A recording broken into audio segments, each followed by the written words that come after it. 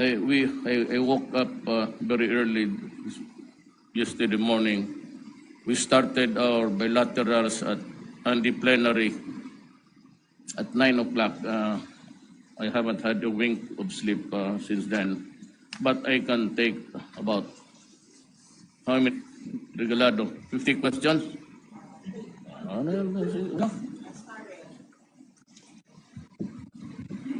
Good morning, Mr. President. First question is on the House Committee on Justice having dismissed the impeachment charges against you for insufficient substance but not necessary insufficient in form.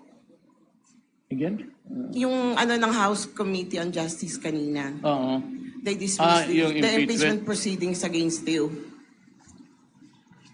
Look,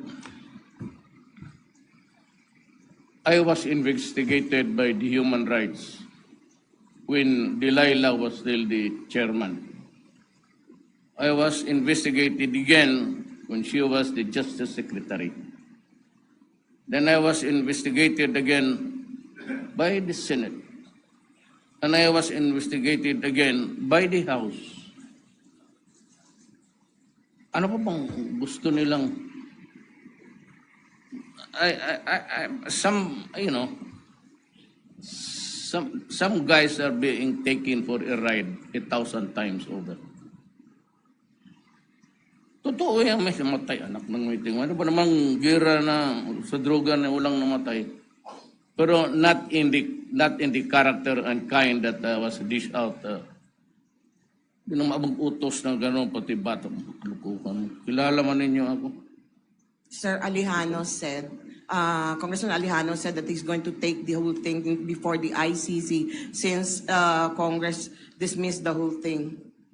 Yeah, you can go ahead. He's free to do it. This is a democracy. O ganun rin. Sir, another question po.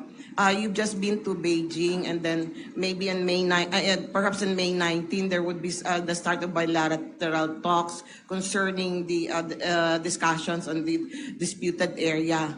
Now the question is this: there were that much agreements between China and the Philippines, but are there safety measures, or how far can we go in order not to affect the talk? It's not really the safety measure that you're talking about. The safety measure is that we avoid trouble. Yeah. We avoid violence and we avoid war because, frankly, we cannot afford it. And China cannot afford it also at this time. Masisira tayo po ng dalawa. Now, there is a dispute. And my last meeting was with the Premier, and before we boarded the plane, si presidential thing, and we decided that there's a time for me to ask about the arbitral ruling, but it is not now. We have to go into the mechanics of we have to have an agenda, the structure of the meeting, and the way how to present our case to them first, because we agreed to talk, to have a dialogue. Now, maybe at some future time, these things will crop up, and you cannot avoid it because there is the arbitral ruling. Yeah.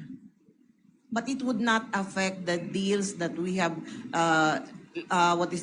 The deals or the negotiations that we have entered into with China in your recent visit under the OBOR? In the end, it would always be legal.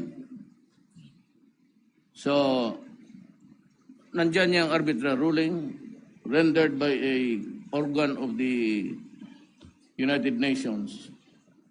Now, there will, I said, be a time that we'll have to talk about it. It's an implementation. You cannot avoid it. But it is not now. It is not the right time to do it. Yes, sir. Thank you, sir.